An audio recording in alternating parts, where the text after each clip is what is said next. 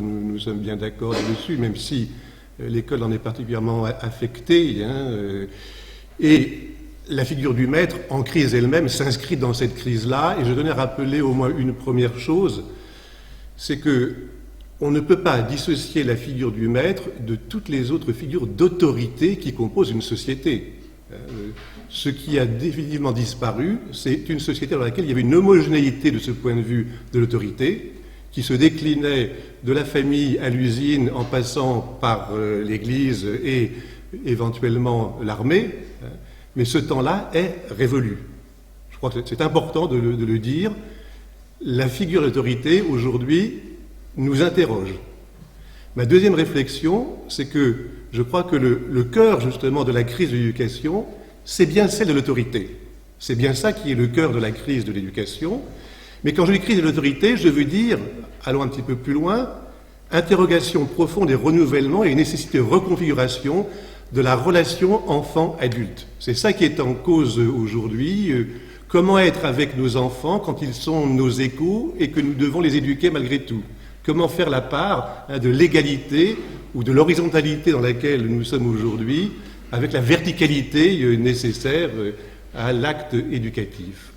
Et puis, troisième réflexion, je crois que si nous voulons éviter simplement d'être le cœur des pleureuses et de déplorer en permanence la perte de quelque chose qui ne reviendra pas, et en plus, si ça revenait, je ne suis pas certain qu'on en serait heureux, beaucoup de choses, nous ne voulons pas les voir revenir. Si nous voulons essayer au moins de pressentir ce qui vient et comment cela vient, je crois que c'est dans les marges qu'il faut regarder, parce que c'est dans les marges où notre société s'invente. Donc mon propos, la ligne que j'essaie de suivre, c'est de m'interroger sur ces lieux qui sont comme des laboratoires, d'une certaine manière, de l'éducation telle qu'elle se reconstruit aujourd'hui. Parce que nous la voyons uniquement en démolition, mais enfin ça continue quand même, ça existe quand même, y compris dans la famille, comme qui nous a été décrit tout à l'heure. C'est aussi un lieu dans lequel beaucoup d'entre nous, nous en sommes à la fois les témoins et les acteurs. On a affaire à des enfants beaucoup plus ouverts, beaucoup plus intelligents, entre guillemets, beaucoup plus questionneurs, beaucoup plus curieux aussi. C'est aussi ça, les enfants d'aujourd'hui, et pas simplement les troublions de nos classes. Ou alors, quand ils les troublent, c'est aussi parce que il y a une soif de curiosité chez eux qui n'est pas toujours satisfaite, loin de là. Alors, ce n'est pas la seule raison pour laquelle je me suis intéressé à la figure de l'artiste, mais ce que je voudrais bien préciser, c'est que ce dont il va être question là dans mon propos, ce n'est pas la figure traditionnelle de l'artiste comme figure du maître, mais qui est en elle-même extrêmement intéressante, dans la mesure où s'il y a un lieu dans lequel la relation maître-disciple est forte et mérite d'être interrogée, c'est bien l'art, et cela depuis la nuit des temps. Ce qui m'interroge, c'est une autre chose, c'est une autre configuration, c'est le fait qu'aujourd'hui, eh bien, des artistes, mais en tant qu'artistes, et j'insiste, c'est pas en tant que travailleurs sociaux, voilà, c'est pas en tant que psychothérapeute ou artiste thérapeute, mais des artistes en tant qu'artistes, donc entrent dans les écoles, s'y rendent, y vont, ils tiennent des résidences, et dans ces résidences, beaucoup de choses se passent. Et ce que je voudrais d'emblée donc souligner, c'est que ce mouvement marginal d'une certaine façon, je sais bien qu'on pourrait me dire, mais vous savez, des artistes à l'école, il n'y en a pas tant que ça. Mais il n'empêche que progressivement, cela fait tache d'huile et gagne un bon nombre de pans de l'institution scolaire.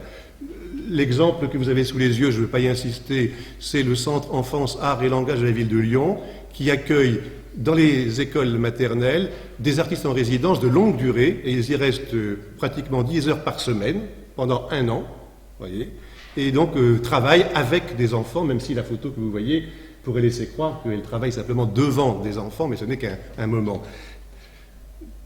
Voilà une résidence musicale au collège que je peux citer, dont je peux donner le nom parce qu'il s'agit d'un des collèges de France peut-être les plus difficiles, en tous les cas si on en juge par ses résultats scolaires. C'est un quartier de Montpellier particulièrement démuni qui s'appelle la Mosson, pour ceux d'entre vous qui connaissent donc Montpellier, et le collège s'appelle les Escaliers de la Mosson. Eh bien, les professeurs pendant 4 années consécutives, une même équipe autour d'une même classe a accepté de donner de son temps d'enseignement en mathématiques, en français, en biologie, dans toutes les disciplines, sauf un peu en art, mais c'est un peu normal, on n'avait quand même pas donné le peu qu'ils avaient au profit d'activités artistiques. Donc ces enseignants ont décidé que, grâce à cette nouvelle organisation du temps, des élèves allaient pouvoir bénéficier d'une résidence artistique, d'une compagnie en résidence artistique pendant 6 heures par semaine,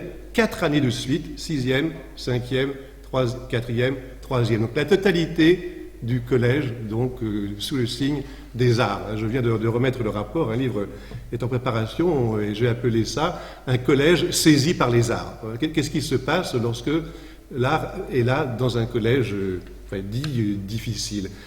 Là, vous êtes en 4e, c'est Maguelone Vidal et sa compagnie musicale, qui est une musicienne musique concrète, on va dire. En 6e, c'était la compagnie Anne Lopez, chorégraphie, compagnie de théâtre en 5e, un écrivain en résidence aussi en 5e et en 4e, et puis à nouveau du théâtre. Mais cette fois, vous êtes dans un lycée professionnel. Là, c'est un jeune plasticien qui s'appelle Arnaud Théval, vous le voyez avec ses lunettes, un plasticien photographe, et lui intervient particulièrement dans les lycées professionnels pour nous rappeler que ce sont les lieux dans lesquels on forme la classe ouvrière d'aujourd'hui. C'est une chose qu'il ne faut pas oublier, et qui sont privés de philosophie d'ailleurs, c'est la seule classe dans laquelle justement on n'enseigne pas la philosophie. Eh bien, cet artiste, donc Arnaud Théval, a travaillé avec la classe des camionneurs. Voilà. Alors, quand je vous dis camionneur, vous imaginez quelqu'un de baraqué, avec des gros muscles, des poils partout, comment on appelle ça, des tatouages nombreux. Et bien lui, il va les voir, et puis il fait un portrait de groupe, comme ça, torse nu, et apparaissent des petits gringalets, maigrichons, pas de poils particulièrement, pas de tatouages. Il se rend ensuite dans leur chambrée, parce qu'il y a un autre stéréotype que vous connaissez, donc du camionneur. C'est la petite poupée, l'ours en peluche, enfin le doudou. Voilà. Et ben, ils en ont. Ils ont des doudous. Alors ils photographient leurs doudous et par infographie, il les marque. Il va faire une immense toile, c'est préparatif seulement, une photographie, pardon, dans laquelle on va avoir la classe des camionneurs. Et alors ça déclenche dans le lycée un ensemble très vif de réactions, aussi bien du corps enseignant que de la gente féminine, notamment, qui proteste parce que les filles n'ont pas le droit de porter un petit gilet qui laisse voir le nombril. Alors pourquoi est-ce que les garçons, eux, ont le droit à... J'ai pris cet exemple-là, c'est aussi pour nous montrer que l'art, c'est aussi fait pour déstabiliser, pour interroger, pour mettre en question, et pas simplement pour pacifier les banlieues. Parce que c'est quelquefois à cet usage-là qu'on tend à le réduire en éducation. Et puis, dernier exemple, eh bien, c'est aussi à l'université. Il se trouve qu'à Lyon 2, nous avons un magnifique musée qui s'appelle le Musée des Moulages, dans lequel se trouve réuni l'ensemble des pièces, depuis la création de l'université, de plâtres qui ont servi à l'enseignement des humanités, des beaux-arts, etc. Et je donne régulièrement carte blanche à un artiste qui travaille pendant un semestre avec nos étudiants pour monter une exposition. Et ici, ils ont déployé 3 km de poutres noires dans l'ensemble du musée autour d'un concept qui était la confrontation du passé et de l'avenir de l'art. Voilà.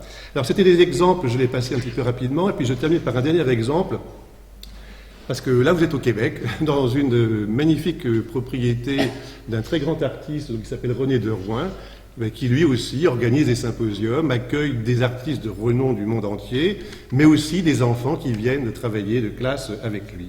Voilà. Voilà une autre photographie de ce même lieu. Bon, je passe vite. Alors, j'en viens à mon deuxième point, évidemment un petit peu central. L'artiste en pédagogue, ça rend quoi? Qu'est-ce qu'il produit? Quels sont les effets et en quoi font-ils bouger l'école? J'ouvre une petite parenthèse pour dire que je ne suis pas en train de dire que l'artiste est le grand sauveur de l'école. Je dis simplement, dans cette marge-là, parce que ça reste assez marginal, quelque chose d'autre s'essaie, dont il est intéressant de voir ce qui est en jeu, ce que ça produit, et je n'anticipe pas, je dis quelque chose que je n'aurai pas le temps de dire plus exactement, On met des artistes bien souvent dans les écoles pour les élèves. Le premier effet, c'est sur les enseignants. Ça, c'est tout à fait clair que les enseignants, voyant travailler un artiste d'une manière extrêmement différente de la leur, s'interrogent sur les propres modalités qui sont les leurs dans ce domaine. Après tout, pourquoi ne pourrait-on pas faire autrement? Il y a une puissance quand même, disons, d'innovation qui est introduite par ce biais. Alors, quels effets, donc, rapidement? Eh bien, la première chose sur laquelle on peut, sans s'arrêter, insister, c'est que ce que l'artiste apporte d'abord dans son travail avec les enseignants, avec les élèves, c'est, comme le dit Gérard Garouste, c'est un propos de Gérard Garouste que vous lisez ici, une nécessaire et salutaire déstabilisation. Alors pourquoi est-ce que Garouste dit cela? Eh bien parce que, vous connaissez ce grand peintre français, c'est un des plus... C'est le plus cher en tous les cas, c'est le plus vendu à l'étranger. Et Gérard Garouste a créé un centre dans un petit village de Normandie qui s'appelle la Guéroulde, dans lequel il accueille ses copains, donc des artistes et des grands artistes qui acceptent de venir en résidence, accueillant des enfants, et souvent des élèves en difficulté. Et je m'entretenais avec Gérard Garouste et je lui dis, mais qu'est-ce qui vous permet, à vous, artistes, de penser, avec beaucoup de morgue au fond, que vous allez réussir là où tant d'autres ont échoué, là où l'école échoue, là où des éducateurs spécialisés. Je lui dis, mais qu'est-ce que l'artiste apporte de plus d'autres? Et c'est ce qu'il me répond. Une déstabilisation. Et pourquoi? Eh bien parce que, me dit-il, ces élèves en difficulté, dont on dit que ce qui leur manque, c'est des repères. C'est pas du tout ça qui leur manque. Il me dit, c'est leur capacité à créer des normes, à jouer avec les normes, à les déplacer. Ils sont prisonniers de la norme sans comprendre qu'une norme, c'est quelque chose dont nous sommes aussi les auteurs. Donc, en gros, ils n'ont d'attitude que la fraude ou la peur du gendarme. Donc, c'est toute la question de la normativité qui se trouve posée ici. Et Garouste estime que l'art est un lieu de renormalisation particulièrement fort parce que un artiste en permanence est quelqu'un qui travaille avec des normes qu'il ne cesse de déplacer. Alors, le fou, le roi, la figure du maître revisité. Pourquoi cette formule? Eh bien parce que justement, beaucoup d'artistes vous disent l'avantage que l'on a bien souvent par rapport au maître, nous quand nous sommes dans une figure de maître, c'est qu'on peut se déplacer à peu près comme on veut. On peut aller exactement là où l'élève ne nous attend pas. Et la comparaison qui est souvent faite, c'est avec le jeu d'échecs. On est un peu comme la diagonale du fou ou la reine, disons. Et à côté de ça, l'enseignant, ce n'est que le roi. Le roi, il a son précaré, quelques petites cases autour, mais il ne peut pas en sortir. Donc, le jeu entre l'artiste et l'enseignant, de ce point de vue, c'est un jeu qui ouvre considérablement l'espace éducatif, ce que certains chercheurs américains, comme Richard Daisy, par exemple, appellent la troisième dimension. Donc, on parlait de faire tomber les murs tout à l'heure avec le numérique. Eh bien, d'une certaine façon, certains disent que l'artiste dans l'école, de la même façon, fait tomber au moins virtuellement le mur. La troisième dimension s'inscrit donc dans l'espace scolaire. La deuxième chose, voilà, simplement je passe sur quelques images qui illustrent un petit peu le même propos. Ici, c'est toujours avec une classe donc, de lycée professionnel. La deuxième chose, bien entendu, est liée à l'expérience esthétique. Et qu'est-ce que c'est que l'expérience esthétique? Qu'est-ce que tous les artistes vous disent quand ils en parlent? C'est il faut faire en sorte de permettre aux enfants de vivre le monde comme si c'était la première fois. C'est un grand propos qu'on entend constamment. Je l'ai encore entendu de la bouche de Truffaut récemment dans un documentaire qui lui était consacré, quand il dit « Je fais du cinéma parce que pour moi le cinéma c'est la façon de revoir le monde comme si je le voyais pour la première fois ». Et quand vous comparez le travail d'une chorégraphe comme celle que je cite ici en haut, quand elle travaille avec ses danseurs et ses danseuses, ou quand elle travaille avec une classe, elle s'y prend exactement de la même façon. Elle va dire, par exemple, bon ben là, tu vas marcher, tu traverses la scène, mais tu essaies de marcher comme si tu marchais pour la première fois, comme si tu inventais la marche. Voyez. Donc, il y a par ce biais-là une conscientisation tout à fait exceptionnelle, hein, une concentration, une attention, une finesse dans le rapport à soi à travers le corps dont on a rarement exemple. Hein, et là, il y a une leçon de l'art, pour le coup, qui est particulièrement forte. Hein. Donc, je citais en dessous, mais je ne m'attarde pas, le livre que je conseille en tous les cas de Daniel Sibony qui s'appelle Création et essai sur l'art contemporain, où il met cette question de la première fois donc, au cœur de l'art d'aujourd'hui. Voilà. Voilà quelques images de la première fois avec de jeunes enfants, mais aussi avec des collégiens, mais aussi avec des lycéens, alors des lycéens, lycées professionnels. Alors ça, juste un petit commentaire, hein, parce que ce que vous voyez là, c'est une des grandes réalisations d'Arnaud Théval à la fin de sa résidence. Mais ça a tellement bousculé le lycée qu'ils ont préféré le laisser dehors. Vous voyez, le vernissage se fait à la porte et sous la pluie, et pas à l'intérieur, parce qu'on a un petit peu de mal à vivre ça. Voilà. Je ne vais pas m'attarder sur cet avant-dernier point-là, parce qu'il me demanderait plus de temps, mais si on accepte l'idée suivante, si on se dit au fond, bien qu'on soit enseignant, nous savons bien que la relation au monde, notre relation au monde en tant qu'être humain, ne se réduit pas à une relation purement cognitive ou prédatrice. Si nous disons, il existe une autre forme de relation qui s'appelle la relation esthétique et qui est caractéristique de notre humanité. Ce n'est pas quelque chose qui vient après, une fois que tout le reste a été satisfait, on va enfin se consacrer. Non, la relation esthétique est une relation qui est primordiale, première, constitutive de notre humanité. Quelqu'un comme Jean-Marc Schaeffer parle de conduite esthétique, et j'aime bien cette formule-là. Nous avons des conduites esthétiques, et elles sont là très très tôt, elles sont là dès la toute petite enfance. Je pense, en tout cas on peut le dire comme cela, que le tout jeune enfant qui simplement tend le doigt comme cela avec des grands yeux ronds, il est déjà dans une relation esthétique au monde. Et je reviens à Gérard Garouste, parce que je ne l'ai pas commenté complètement tout à l'heure, mais dans sa réponse, il me dit ce qui a manqué à ces enfants en grande difficulté, c'est un adulte à côté d'eux pour leur dire simplement « regarde ».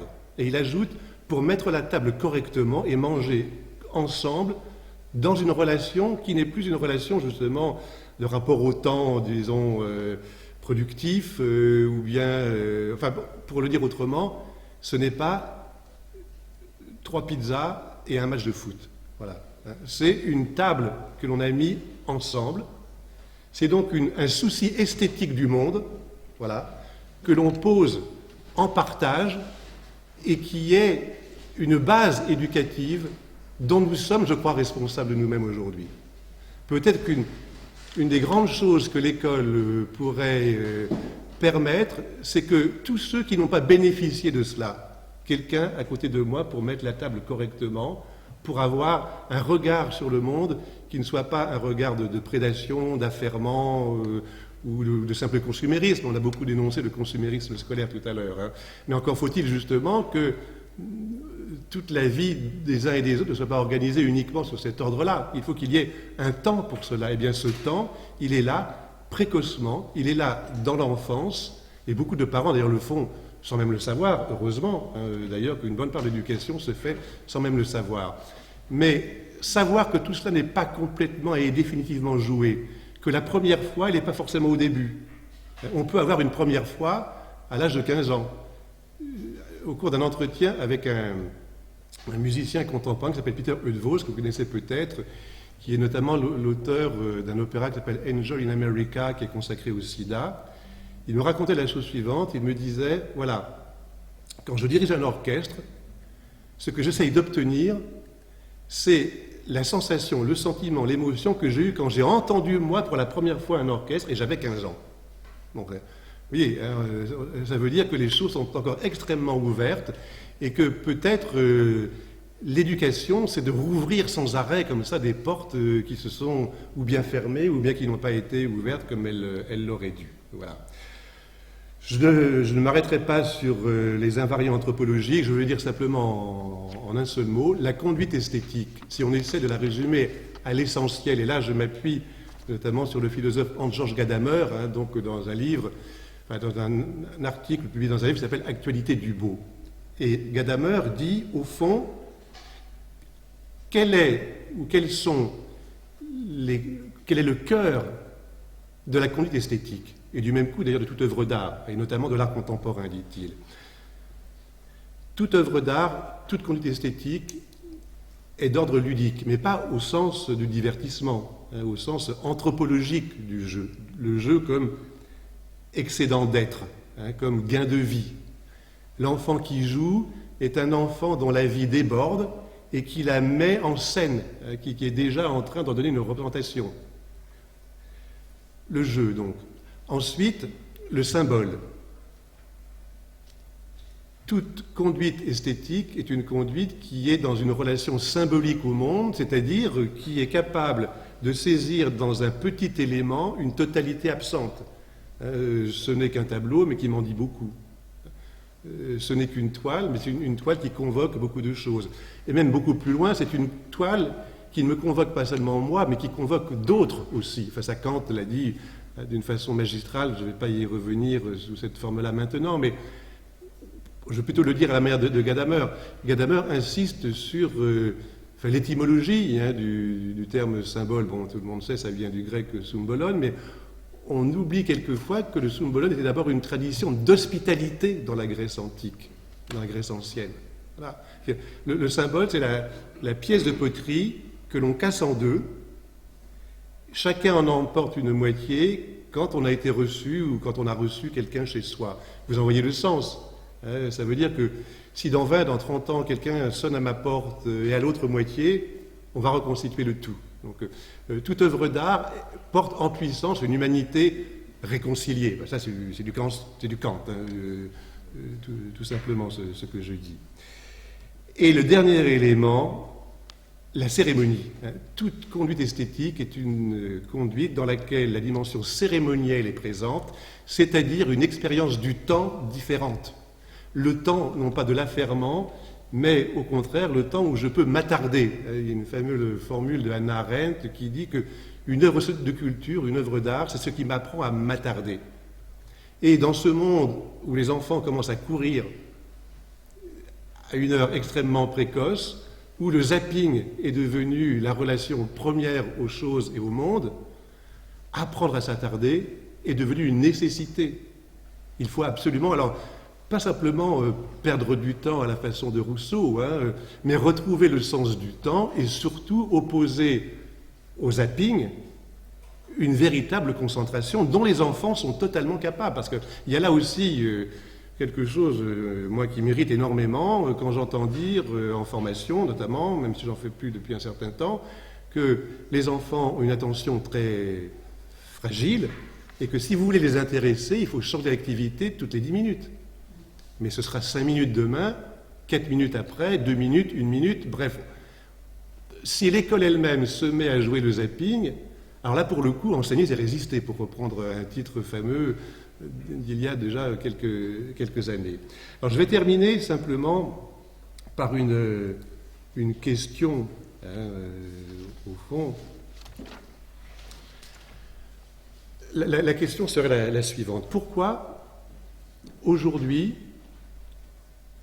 c'est une question double, plutôt. Il faut que je prenne les deux faces de la question. Pourquoi, aujourd'hui, l'école se tourne-t-elle vers l'art et les artistes? Après tout, je le présente quelquefois sous la forme d'une sorte de fable philosophique à la manière d'un Voltaire, et je dis, supposez que vous soyez éloigné de notre terre ou de notre Europe, et même au-delà pendant une trentaine d'années, puis vous revenez, puis vous regardez les écoles d'aujourd'hui, vous verriez certainement qu'elles sont beaucoup plus agitées, c'est sûr, mais vous verriez des endroits où il y a des artistes qui interviennent. C'était totalement impensable il y a encore 30, 40 ans. Il y a un iconoclasme quand même dans la tradition éducative qui nous vient de Platon. Rappelez-vous que Platon commence par chasser les poètes et les peintres de la cité. Donc, s'il faut une cité juste, il ne faut surtout pas que l'artiste soit éducateur. C'est une clé de l'éducation selon Platon. Puis voilà qu'on arrive dans un autre monde où l'école elle-même, l'éducation, se tourne vers les artistes. Donc il y a quelque chose qui bouge là. Et inversement, pour quelles raisons les artistes, et je dis bien les artistes en tant qu'artistes, et pas simplement en termes de gagne-pain, alors même si par ailleurs c'est une forme de mécénat comme une autre, après tout, hein, qu'on puisse financer les artistes de cette façon-là. Mais pourquoi les artistes en tant qu'artistes se tournent-ils eux aussi vers l'éducation? Alors la réponse, et je vais passer un peu vite sur ce point que je laisse là en suspens parce que je vois que le temps passe, hein. Eh bien, ma réponse, ou du moins ma tentative de réponse, hein, ça va être de dire la chose suivante. C'est une question, en tout cas, c'est une hypothèse que je fais, que j'essaie de travailler. Je crois qu'il y a, dans les problématiques artistiques ou esthétiques, si vous voulez, contemporaines, et les problématiques éducatives, des points communs, des intérêts communs, des enjeux en commun, des questions en commun. C'est pour ça que l'un et l'autre regardent. Alors ces points, bon, évidemment, il faut dire rapidement lesquels ils sont. Hein, j'ai retenu pour le moment, mais il y en aurait certainement d'autres. Mais je vois trois interrogations qui sont à la fois absolument centrales et que l'artiste et l'art, l'éducation et l'éducateur ont en partage. La première question, c'est au fond la question de la Bildung. Hein. Qu'est-ce que c'est que former un sujet aujourd'hui? Pas simplement, on est tous d'accord là-dessus, pas simplement transmettre des savoirs. Mais pourquoi est-ce qu'on ne peut plus dire ça aujourd'hui? C'est parce qu'on est sorti d'un système qui était peut-être tout à fait efficace, dans lequel la conviction de l'institution, des enseignants et peut-être des parents eux-mêmes, hein, était qu'en formant intellectuellement, on formait aussi moralement et politiquement. C'est le grand rêve de Condorcet. Hein, donc, un citoyen éclairé est nécessairement un citoyen qui est également formé sur le plan éthique, moral et sur le plan politique. Et ça a été cassé. Donc du même coup, la question de la formation du sujet aujourd'hui, nous savons très bien qu'il ne suffit pas d'un excellent enseignement de mathématiques pour former un sujet. Quand on me dit, par exemple, oui, on veut bien de l'art à l'école, mais démontrez-moi que ça aide à former des citoyens, parce que c'est ça qu'on entend le plus souvent, hein, je réponds d'accord, mais montrez-moi d'abord que les mathématiques forment des citoyens.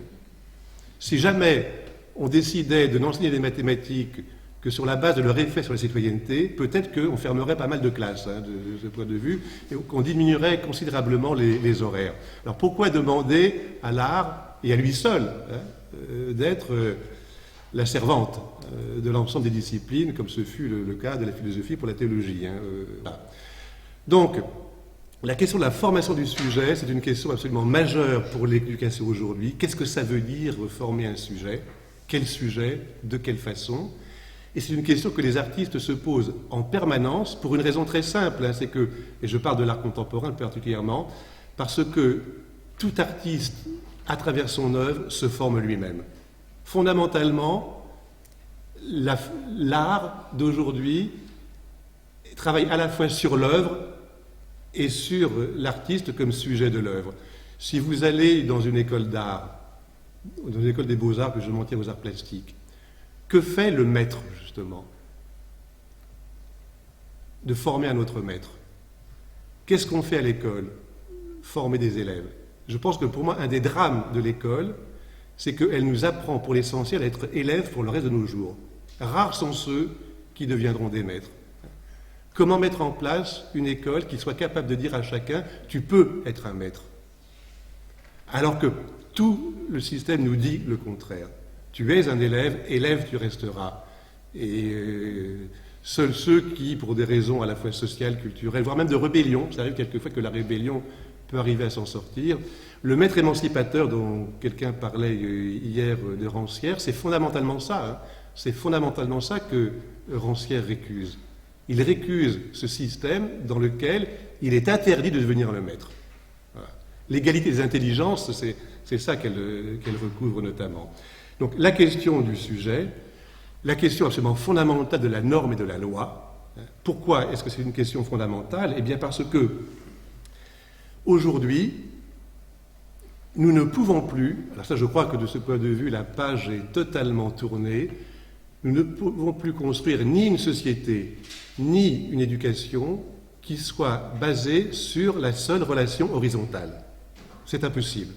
Le modèle durkheimien pour la société et pour l'école est devenu définitivement caduque. Il faut bien le combiner avec l'horizontalité dans laquelle nous sommes entrés. Et de ce point de vue, pour l'avoir beaucoup observé, ça c'est une chose qui est extrêmement frappante et remarquable. Je vous décris une petite scène. Un plasticien est avec des enfants, mettons, d'école maternelle. Voilà. Il est debout. Et là, c'est vraiment le maître dans toute sa splendeur, et d'autant plus qu'il jouit de son statut d'artiste, que l'admiration dont on parlait, je crois aussi hier, est plus ou moins présente. Voilà. Donc, il est à l'horizontale. Et puis voilà un moment où il s'accroupit. Il se met au niveau des enfants. Mais il ne le fait pas, par une espèce de démagogie éducative, hein, mais c'est parce qu'un enfant vient de faire une proposition plastique qui l'intéresse, lui, en tant qu'artiste.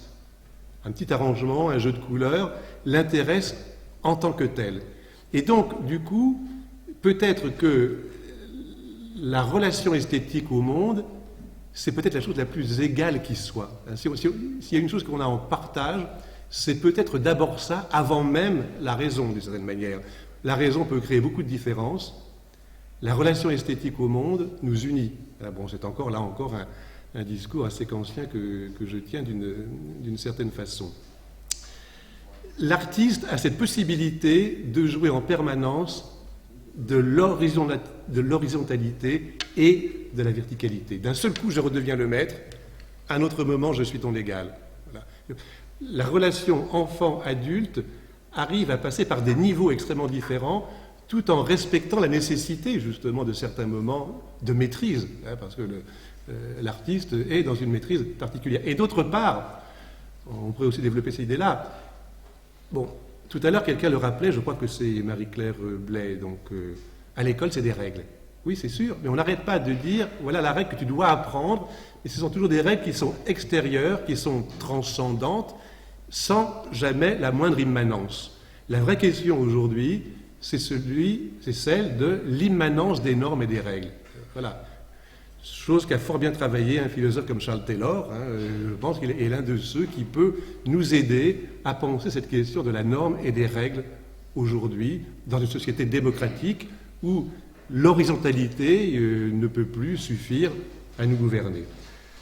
Voilà. Et enfin, la créativité et la création. Alors, c'est un terme qu'on a beaucoup de mal, à employer aujourd'hui. C'est tellement une tarte à la crème, c'est tellement convenu, créatif, etc. Il n'empêche que, je crois qu'on ne peut pas se passer de ce terme. Et moi, pour ma part, je l'entends dans le sens que lui donne donc Winnicott, psychanalyste dont on n'a pas encore parlé, il me semble aujourd'hui donc dans Jeu et réalité. Pourquoi ? Eh bien parce que Winnicott nous dit au fond, qu'est-ce que c'est que la créativité ? C'est un mode créatif de perception. Et ça devient très important sur le plan éducatif, parce que s'il y a des artistes à l'école, ce n'est pas pour que tout le monde soit un peu artiste. On sait très bien que nous ne serons pas tous artistes. Mais c'est parce que la capacité d'un regard créatif sur le monde, c'est ça la relation esthétique au monde. Et ça, nous l'avons tous en partage. Et là, c'est une dimension de notre humanité. Ce que, au fond, ça pourrait me servir de conclusion, à part les images qui vont suivre, si nous disions tout simplement que éduquer, c'est nécessairement prendre en compte la dimension esthétique de notre humanité, et qu'il est grand temps qu'on le fasse, que notre éducation a été longuement hémiplégique d'un certain point de vue, et en répondant et en prenant en charge ces dimensions-là, et nous ne faisons aussi que renouer avec une tradition, par ailleurs, qui a pu exister à certains moments. Nous allons surtout pouvoir retrouver le grand message de Schiller dans les lettres sur l'éducation esthétique de l'humanité, qui nous dit à peu près la chose suivante, c'est la beauté qui est le chemin de la liberté. Et il écrit ça en 1795 parce que, et en plus ce sont vraiment des lettres. Il a adressé ça à un des grands puissants de l'époque, un duc donc d'un duché allemand. Hein. Et si Schiller dit cela, c'est parce qu'il est convaincu que la Révolution française, qui a son admiration la plus grande, est en train de se perdre dans une forme de violence et de terreur qui est la conséquence d'une humanité hémiplégique, justement, dans laquelle la dimension esthétique n'était pas prise en compte. Et il dit à ce duc, si vous voulez des hommes capables de construire une société juste et libre, commencez par l'éducation esthétique. Hein. Voilà le message de Schiller. Et puis je passe là-dessus. Je vous laisse simplement lire ce petit propos. L'art est plus nécessaire que jamais. Il veut donner de la réalité, car celle qu'il y a semble tellement donnée qu'elle en devient inconsistante. Aujourd'hui, il y a une telle asphyxie consensuelle que le seul acte d'entrée dans un lieu d'art contemporain vous donne une bouffée d'oxygène. Voilà ce qu'écrit Daniel Sibony. Et puis je termine avec une petite photographie où vous voyez René de Rouen, donc, qui vous fait un petit coucou, depuis le Québec et ses jardins du Précambrien que je vous invite à visiter au nord de Montréal à votre prochain voyage. Voilà. Merci.